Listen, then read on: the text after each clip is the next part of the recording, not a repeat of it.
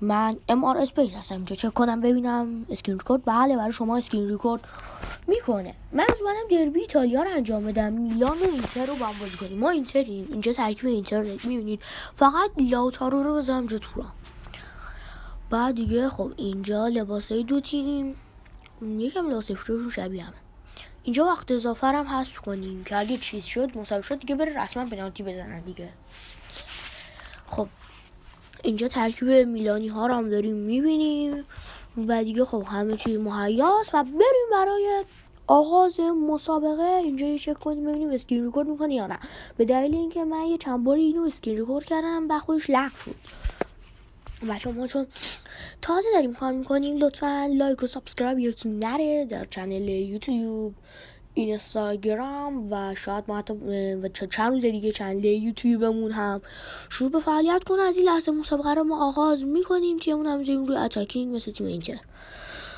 این یک فرصت داریم برای همین اول کاری گل زدن. لاوتارو میره برای اولی گل زدن، شوت بزن، میزنه گل زد لاوتارو. همین اول کاری چه گلی میزنه این پسر. آرژانتینی تیم ما یک گل بنزو ساخت برای تیممون. حالا ببینیم که تیم ما در ادامه چیکار میکنه. تیم میلان آیا سعی میکنه بگیره برای تساوی کارو؟ حالا دارمیان خودش رفتن برای گل دوم. بارلا یه پاس بنداز، بارلا عالی. ایشت توماری، حالا یک فرصت. رافائلیا تو رو خدا نرو، گرفت بارلا. آفرین. مخیتاریان پاس بده، پاس. آفرین. شوت بزن. نشد. مثلا با تارمی بازیکن ایرانی تیممون یک گل هم بزنم اما نشد که بشه. حالا رافائلیا اشتباه کرد، برس بارلا نمیرسه. نشدشم بگیره. بچه ما تازه شروع کردیم به فعالیت، لطفا ما رو حمایت بکنید. ما میخوایم که چند روز دیگه جام ملت‌های آسیای 2023 هم انجام بدیم. بازی مهم رو انجام میدیم ولی از مرحله حذفی شروع کنیم. خود ما ایرانیم. پس از انجام دادن اون دیگه میریم سراغ یک سورپرایزی براتون داریم. بعد از اون سورپرایز دیگه و بعد هم چند تا درخواستی شما بپرسیم و من یه نظرسنجی هم میذارم که بالا بعداً میذارم که براتون ببینم که آیا یک کانال روبیکا باز کنیم یا نکنیم در کنار کانال یوتیوب و اینستاگرام. بچه‌ها اینستاگرام هم ما رو دنبال کنید. اینجا شد با مخیتاریو من زدم، داشتم براتون توضیح میدادم که مایک مانیان گرفت. حالا بریم برای ادامه مسابقمون. کریستیان پالیشیچ بگیر. آفرین. باستونی یک پاس. مهدی طارمی یک پاس دیگه بزن، نشد. هرناندز. این اسم که این بعضیا نمیشه خوند، سخت اسمشون. اوه اینجا چه اشتباهی کرد در چیپ. قشنگ من خودم توپو دادم بهش، خودش خراب کرد. مهدی طارمی یک پاس بلند. دارمیان یک فرصت. نیکولا بارلا یک شوت و نشد که بشه.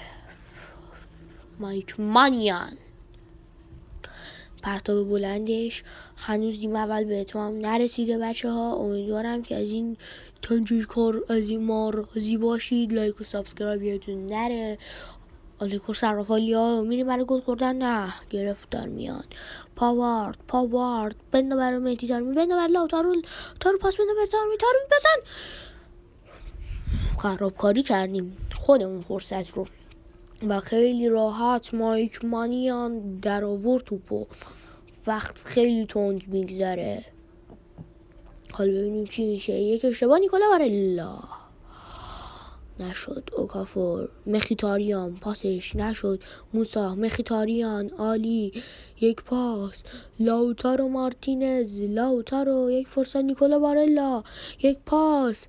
دارمیان نشد. داره چه سوت نمیزن، سوتو زد. حالا یه آمار هم نگاه بکنیم. خب آمار همه چیزش به نفع ما بود و میلان فعلا یکمی بازنده بود. بچه برای اینکه ما سیستممون قوی تر بشه و بهتر بتونیم بازی ها رو انجام بدیم و بهتر بشیم لطفا ما رو دنبال بکنید. لایک و سابسکرایب. بازم میگم یادتون نره یه 2 ثانیه لایک گرفتن وقتتون میگیره. 5 ثانیه سابسکرایب کردن ما وقتتون میگه، تازه شاید خیلی هم کمتر. اینجا یه اشتباه، یا زوما چرا این کار کردی؟ نزد رافائلیو زده بود اول، گل شد لوفتوس چیو در آورد یا زومر. آره فرصت لوفتوس چک داشت به اون گلو میزد. دی مارکو برای لاوتارو یک فرصت بارلا ببر گوشه شوت بزن آها شوتو بزن و گل دوم بزنیم اسکیپ شه بره. چه گلی زد نیکولا بارلا، گفتم ببر گوشه شوت بزن که همین جوری گلش کرد. واقعا تیم ما خوب کار کرده. لطفا لایک و سابسکرایب همچنان یادتون نره. حالا یک فرصت دیگه موسا لوفتوس چک رفتن برای گل زنی. اوکافور بندازه برای رافائلیو، گل انداخت برای رافائلیو، کمی قشنگ و تمیز میتونست گل بزنه. حالا مخیتاریان یک فرصت، دیمارکو مخیتاریان، کالابریا، توماری، پاولویچ، لوفتوس چک، رنیندرز یک فرصت، آکری. چه مسابقه شد بچه دیگه، داریم میرسیم به آخره مسابقه. ما براتون جام ملت‌های آسیا رو هم ویدیوشو کمی ناقص گرفتم و پنالتی دادم میشه. صفحه داورم من میلرزونم. بازیکن ما اومدن اعتراض میکنن که آقا پنالتی نبوده. آدم که بوده، ببینیم اینجا زده بودیم مسلم. خب ببینیم پنالتی رو پاولوشیچ میزنه، من میگم میزنه چپ، وای زد راست، خدا کنه بزن چپ ولی میزنه راست. گل، اولین گلمون رو در این مسابقات خوردیم. ببینیم چی میشه. مهدی طارمی چه دریبلی کرد، برو بزن همینو، برو بزن یک سر میزنه. واقعا حساس بود این توپ، از دست رفت. مایک مانیا فکرش هم نمیکرد که یهو به سمت دروازه‌اش یک شوتی زده بشه، اما رفت بیرون. وای اگه اینجا بگیریم خوبه، میتونیم 3-1 کنیم.